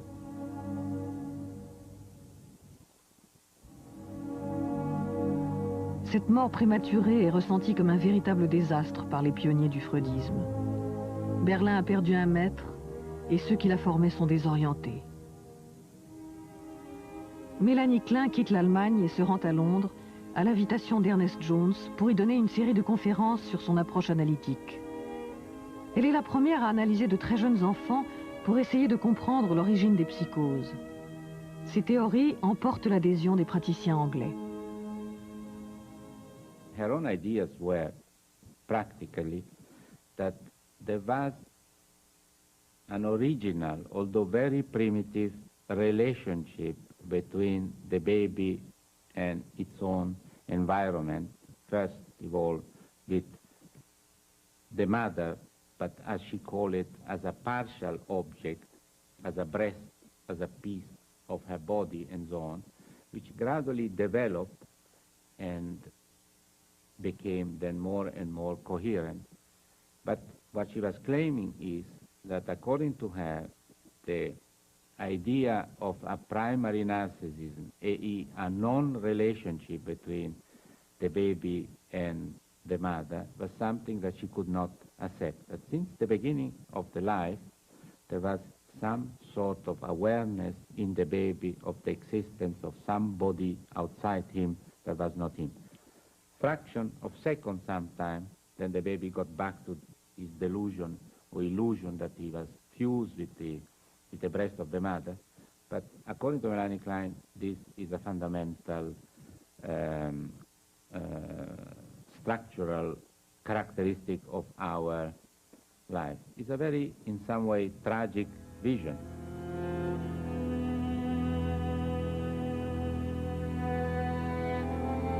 Pour Mélanie Klein, la naissance est une séparation douloureuse que l'enfant devra supporter en construisant son propre univers fantasmatique composé d'objets bons ou mauvais, d'amour, de haine, d'envie.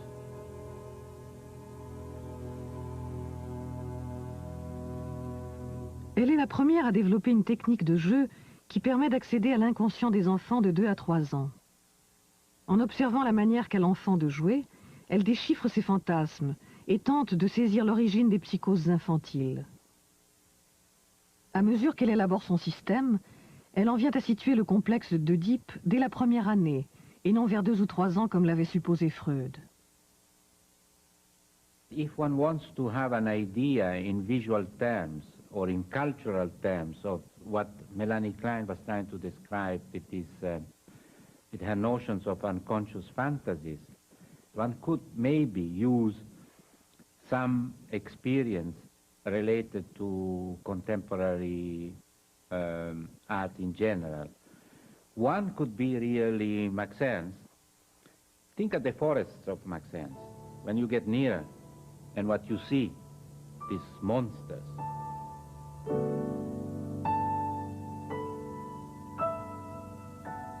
Max Ernst, André Breton, Salvador Dali, les surréalistes s'emparent des idées de la psychanalyse. Pour eux, elle est une expérience subversive qui révèle à l'homme sa vraie réalité. Le monde du rêve et de la folie, de l'invention et de l'altérité.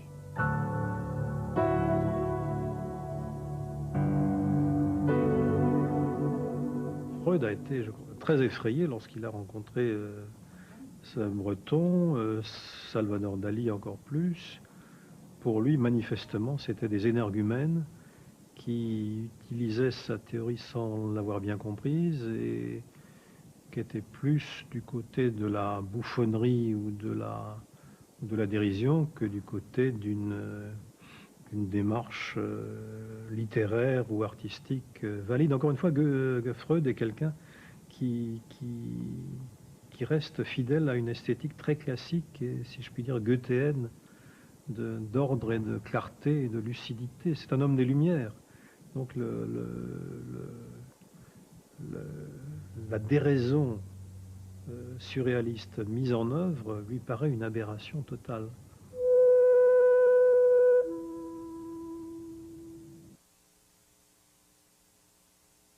Les surréalistes célèbrent la beauté convulsive de la femme hystérique. Elle est à leurs yeux la nouvelle esthétique des temps modernes, comme l'extase mystique des femmes.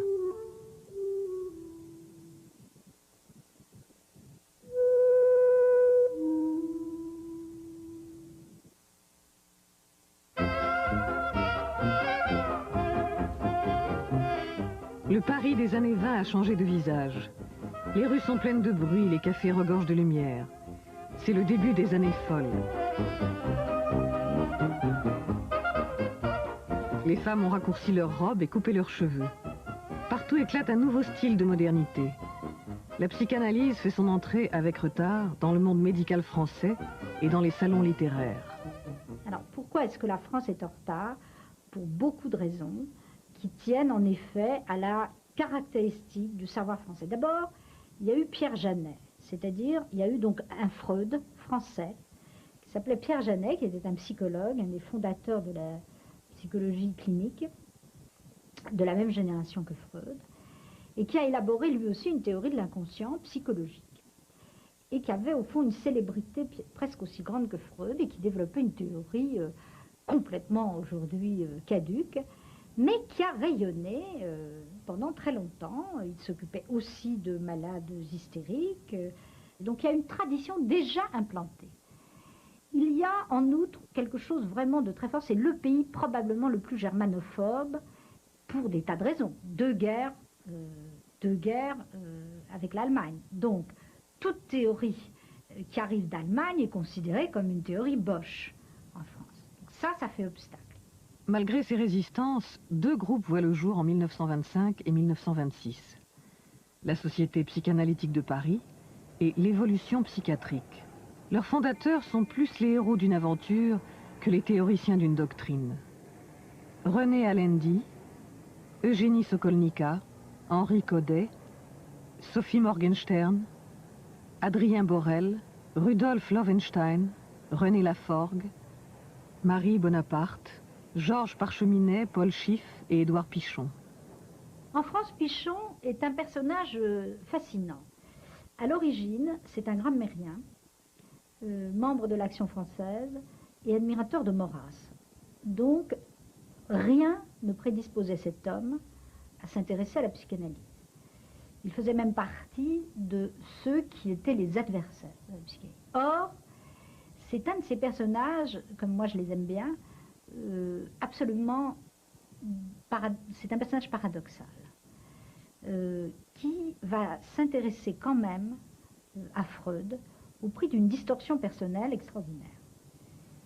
Pourquoi? Parce que Pichon, c'est la grammaire d'Amourette et Pichon que nous avons tous étudié dans notre enfance sans le savoir.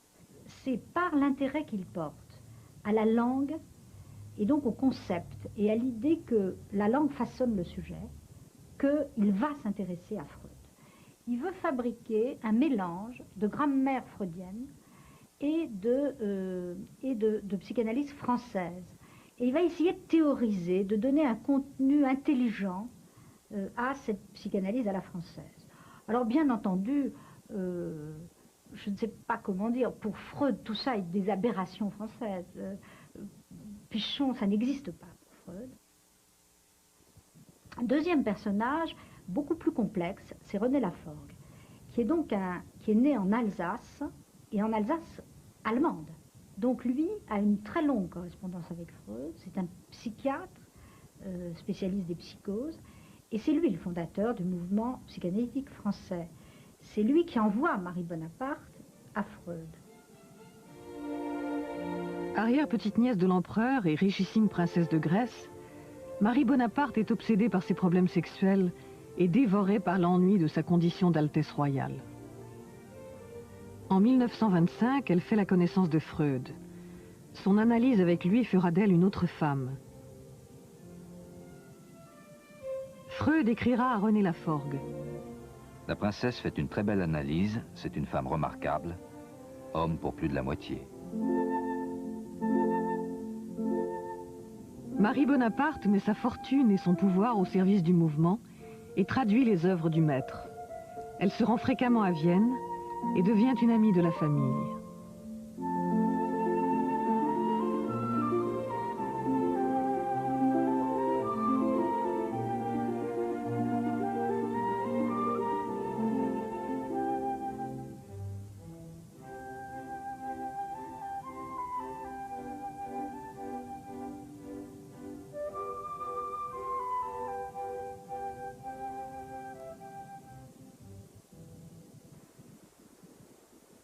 Vienne 1929.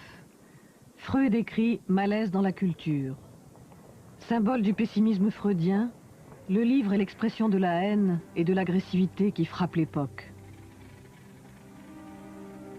Les hommes sont maintenant parvenus si loin dans la domination des forces de la nature qu'avec l'aide de ces dernières, il leur est facile de s'exterminer les uns les autres jusqu'au dernier. Sombre présage, Freud dépose son manuscrit chez l'imprimeur en novembre 1929, juste une semaine après le Mardi Noir de Wall Street. La crise économique qui éclate avec la chute de la bourse de New York accentue la misère et la pauvreté en Europe. La République de Weimar est la plus touchée.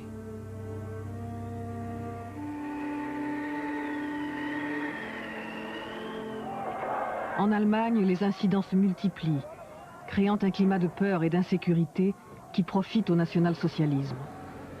En janvier 1933, Hitler est élu chancelier. La peste brune s'abat sur un monde qui n'a connu que peu d'années de paix. Ma langue est l'allemand, ma culture, mon œuvre sont allemandes. Je me suis considéré comme un intellectuel de culture allemande jusqu'à ce que j'ai remarqué la croissance d'un préjugé antisémite en Allemagne et en Autriche allemande. Depuis, je préfère me dire juif. Freud a toujours défini son judaïsme ou sa judéité sans définition. C'est comme les théologiens du Moyen-Âge qui ont essayé à définir Dieu par ce qu'on appelle via negationis. On ne peut pas dire ce que c'est Dieu, mais on peut dire ce que Dieu n'est pas. Alors il dit, de temps en temps, je ne suis pas juif par religion. Je ne suis pas juif par nationalisme. Je ne suis pas. Et après tout ça, par exemple dans ce préface, il dit, vous avez le droit de me demander, sans toutes ces choses, comment vous trouvez que vous êtes juif? Qu'est-ce que ça veut dire? Et sa réponse essentielle, c'est « Je ne peux pas mettre cette chose dans des mots. Peut-être un jour, la science comprendra, mais c'est une question des émotions très très profondes de solidarité avec mon peuple, solidarité et cette profondeur même atteste à l'importance de cette dimension dans ma vie. Ce que Freud veut dire, c'est qu'il y a quelque chose de fondamental qui peut se transmettre au cours des générations, qui peut être refoulé, qui peut être sujet à l'anamnèse, toutes sortes de choses. Et que lui-même, il est héritier de cet héritage inconscient. Et pour ça, pas seulement qu'il ne veut pas se débarrasser de sa judéité, il ne peut pas. In Berlin, wie in anderen Universitätsstädten Deutschlands, wurden undeutsche und unsittliche Bücher von den Studenten eingesammelt und öffentlich verbrannt. Plus de 20 000 livres sont jetés aux flammes. Les étudiants nazis lancent leurs anathèmes. Contre l'exaltation des instincts corrupteurs d'âme, nous livrons aux flammes les écrits de Sigmund Freud. Quel progrès nous faisons. Au Moyen-Âge, on m'aurait brûlé. Aujourd'hui, on se contente de brûler mes livres. Avec ses lois raciales, le nazisme modifie violemment le paysage de la psychanalyse en Allemagne. Das Trennende waren ja dann die nationalsozialistische Rassengesetzgebung und die Hoffnung der nicht-jüdischen Analytiker bleiben zu können und unterstützt von Jones, der sich dafür einsetzte, dass die Psychoanalyse auch formal in Deutschland bleiben könnte. Und das ging auf Kosten der jüdischen Kollegen. Auf der anderen Seite muss man wirklich sehen, dass Jones also ganz großartige Hilfe denen geboten hat, die Deutschland verlassen mussten. Also er spielte da eine ganz schwer zu durchschauende Rolle. Freud ne s'oppose pas à cette politique de collaboration avec le nazisme soutenue par Jones.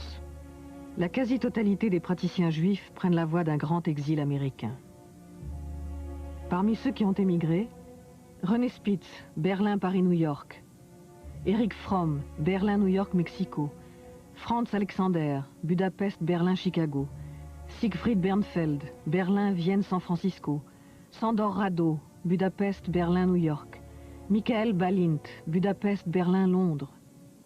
Max Eitingon, Berlin, Jérusalem. Robert Fliss, Berlin, New York.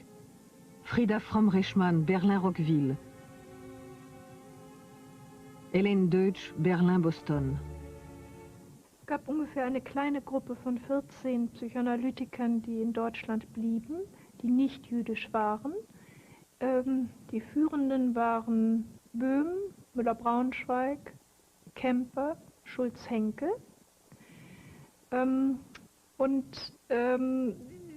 Ich möchte mal sagen, gemessen an den emigrierenden jüdischen Psychoanalytikern waren sie wirklich unbedeutend von dem, was sie geschrieben haben, von ihren geistigen Produkten her gesehen.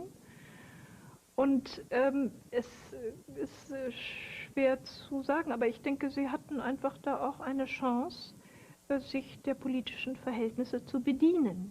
Sie wären mit diesen jüdischen Rivalen und Konkurrenten nie auf einen grünen Zweig gekommen. La Polyclinique de Berlin devient l'Institut Göring, du nom du médiocre personnage qui la dirige, Matthias Henrik Göring, cousin du maréchal et organisateur d'une psychothérapie dite arianisée. En 1938, l'Institut Göring est placé sous la protection directe de Hitler. Parmi les freudiens qui acceptent de poursuivre leurs activités, Félix Boehm contribue à l'assimilation des homosexuels à des déviants. Karl Müller-Braunschweig défend l'utilité de la psychanalyse pour l'État national-socialiste. Werner Kemper participe au dépistage des névroses de guerre pour la Wehrmacht. L'Institut Göring se glorifie d'assurer le traitement psychanalytique gratuit de patients issus de toutes les classes sociales, à l'exception des Juifs. Die Terminologie der Psychoanalyse wurde verboten. Man durfte nicht von Ödipus, von Libido sprechen. Es gab eine strenge Sprachregelung. Also von daher muss man dann wirklich fragen, was ist denn nun noch psychoanalytisch an der erhaltenen Psychoanalyse. Ist denn da noch was, was psychoanalytisch genannt werden kann?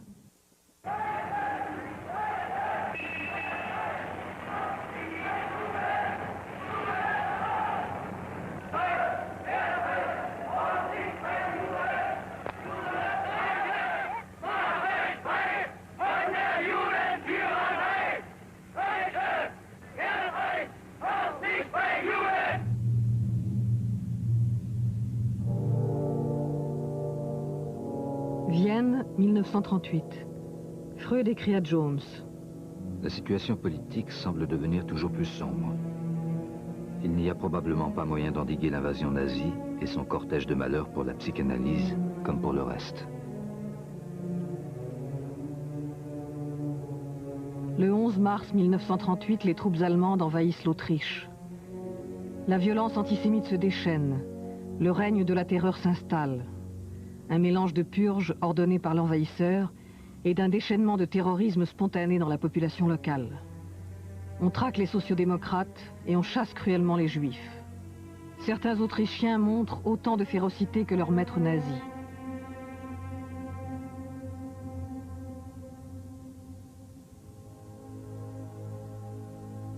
Dans sa très brève chronique qu'il tient depuis 1929, Freud écrit le jour de l'Anschluss « Finis Austriae », fin de l'Autriche. Sa réputation internationale et la vigilance de ses amis lui épargnent le pire, mais ses biens sont confisqués et son appartement fouillé. Pour la dernière fois, Marie Bonaparte filme Freud dans son appartement du 19 Berggasse. Une fois encore, la caméra de la princesse se pose sur la collection des statuettes et des antiquités. Freud est triste, mais résigné, décidé à se séparer de cette ville qu'il n'aimait pas. Le passage d'Anna à la Gestapo le convainc définitivement de partir. Grâce à l'intervention de William Bullitt, ambassadeur des États-Unis en France, et à la rançon que la princesse paye aux nazis, il quitte Vienne le 4 juin 1938, accompagné de sa femme et de sa fille.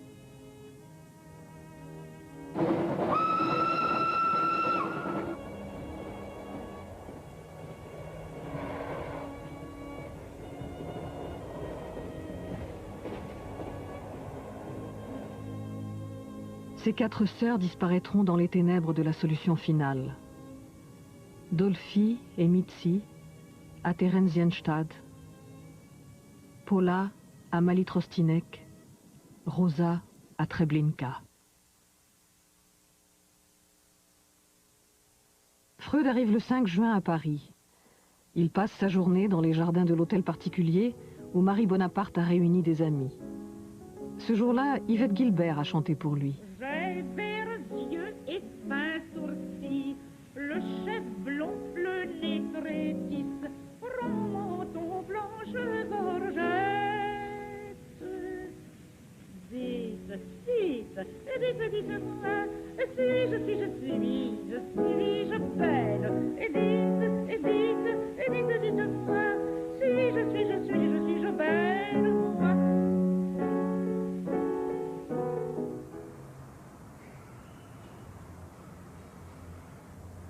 À Londres, Freud est chaleureusement accueilli par les autorités officielles.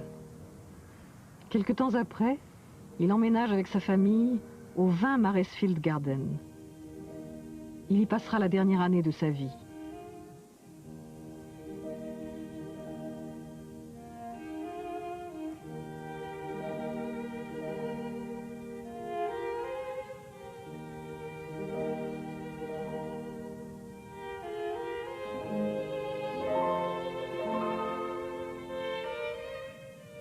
Toujours entouré de ses chères statuettes, Freud consacre tout son temps à achever son dernier ouvrage, L'homme Moïse et la religion monothéiste. Depuis longtemps, il est obsédé par la figure du prophète qui a sorti les Hébreux de la léthargie en leur imposant des lois, en leur indiquant la terre promise et en leur enseignant une nouvelle spiritualité. Freud se demande une fois de plus comment le juif est devenu juif et pourquoi il s'est attiré une haine éternelle. Ne pouvant plus se déplacer à cause de son cancer, il demande à sa fille Anna de lire quelques passages du livre lors du congrès de psychanalyse qui se tient à Paris en juillet 1938, où sont rassemblés une dernière fois, avant le grand exil, tous les psychanalystes européens.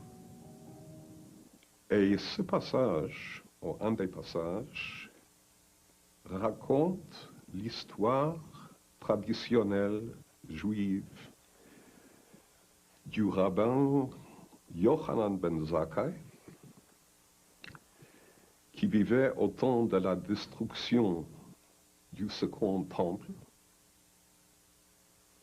et de la dispersion des Juifs, et vivait toute la catastrophe.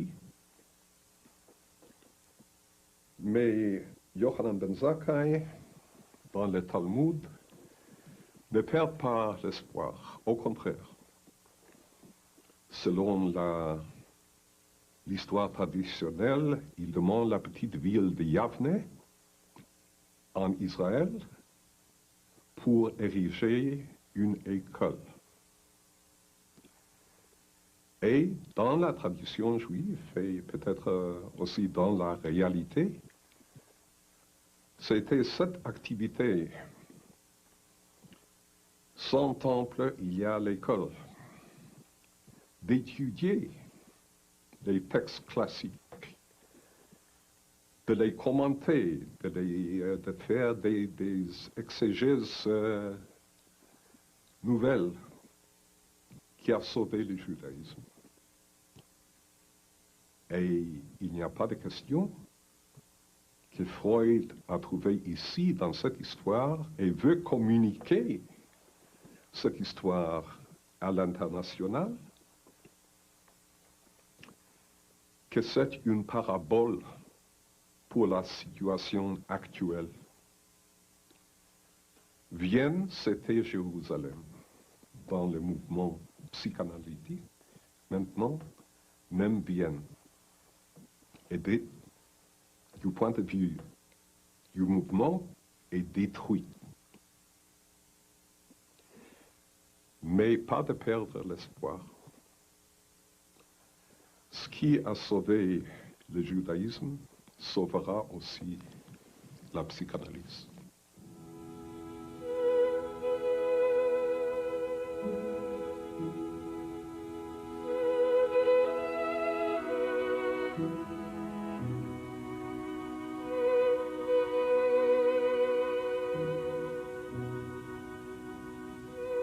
Le 21 septembre, Freud demande à son médecin de l'aider à mourir. Puis il ajoute « Parlez-en à Anna, si elle pense que c'est juste, alors finissons-en ». Le 23 septembre, son médecin lui injecte une dernière dose de morphine. Ce fut la sublime conclusion d'une vie sublime, écrira Stefan Zweig.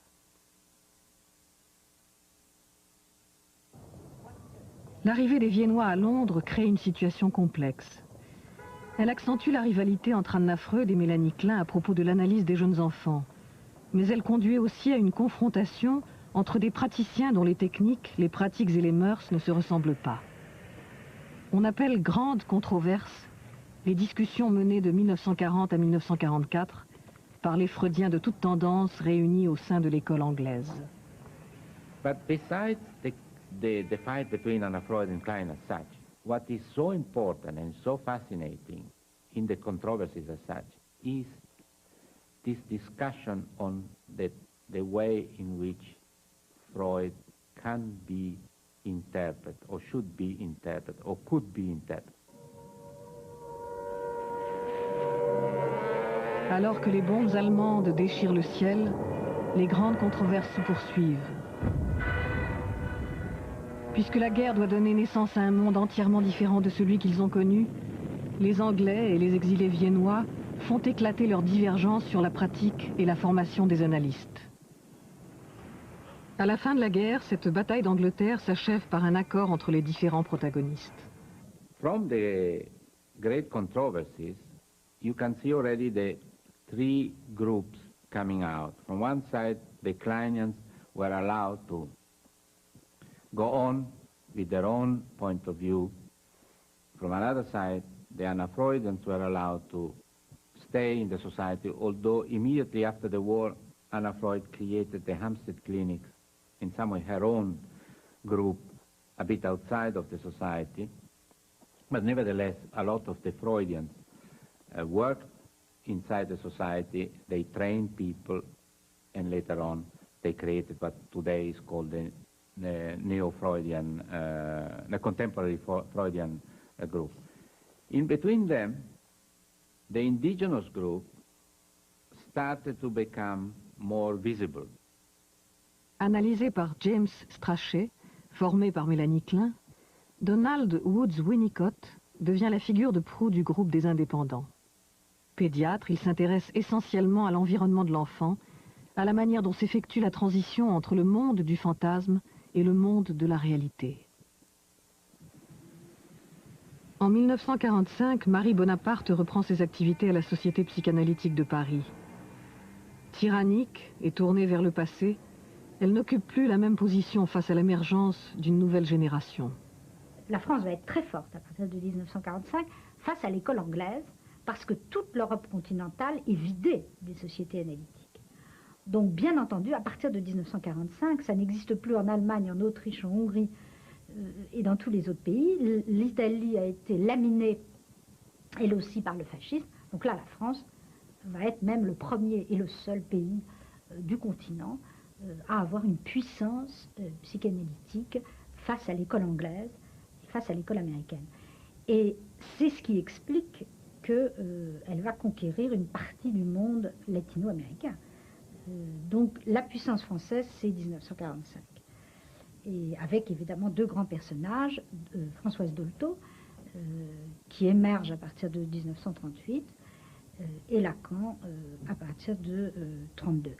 Mais leur parcours, dans l'histoire des générations mondiales de la psychanalyse, ils sont contemporains de Winnicott, donc de ce qu'on appelle la troisième génération psychanalytique, c'est-à-dire ceux qui n'ont pas connu Freud.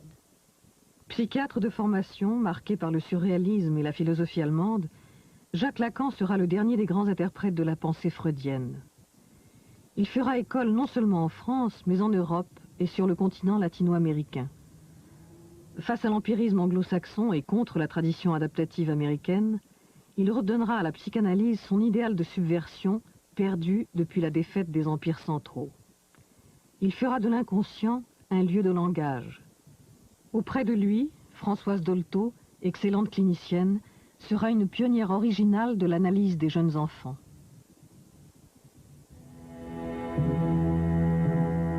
Berlin 1945. L'Institut Göring est réduit en cendres. En Allemagne, le mouvement psychanalytique ne parvient pas à se reconstruire avec la même puissance qu'autrefois, d'autant que les héritiers de Freud cherchent à masquer leur passé de collaboration.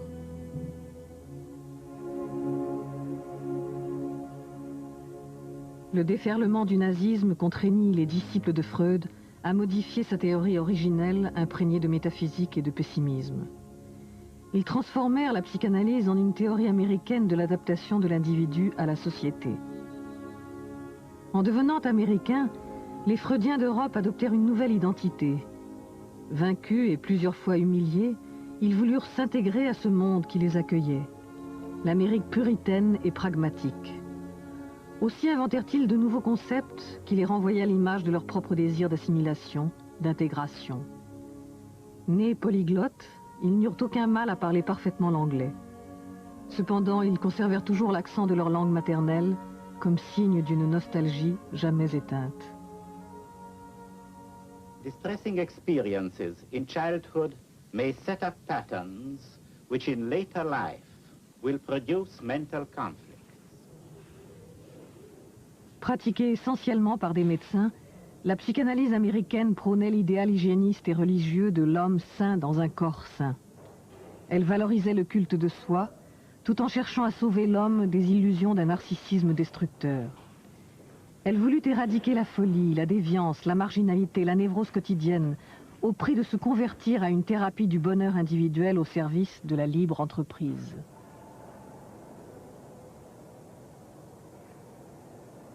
À partir de 1970, elle connut un véritable déclin.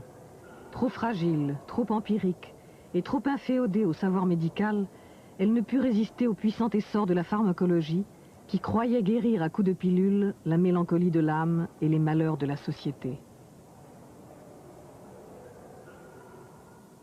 The last book that he ever wrote, the outline of psychoanalysis, which he didn't finish, lived to finish, and the outline of psychoanalysis, Freud writes, and most people have never gotten to this point, that the time may come, he said, when the psychoanalytic therapy, the couch and all that, will be supplanted by something else.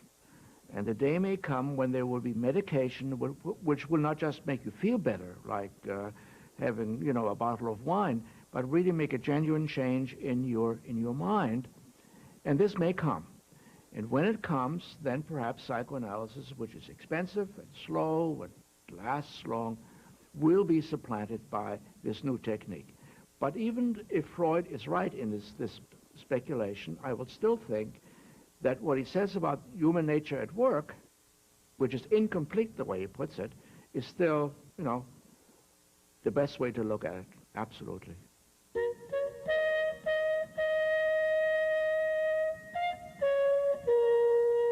Aujourd'hui, la psychanalyse a perdu ses maîtres et ses disciples de la période héroïque. Mais elle s'est implantée dans tous les pays démocratiques de la planète. Née de la philosophie des Lumières, du romantisme et de la contestation du nihilisme thérapeutique, elle a su se mettre à l'écoute du malaise collectif et de la souffrance individuelle. Et pourtant, elle est toujours en butte à de nouvelles attaques. Contestée par les adeptes d'un retour aux formes primitives de psychothérapie, d'hypnose ou de magie, et par les tenants d'une explication purement mécanique du corps et de l'esprit, elle a cependant été adoptée par plus de 25 000 praticiens dans le monde et par des milliers de patients. C'est à eux, à ces praticiens anonymes et à leurs patients que ce film est dédié. Car c'est eux qui réinventent au jour le jour le grand souffle de l'utopie freudienne.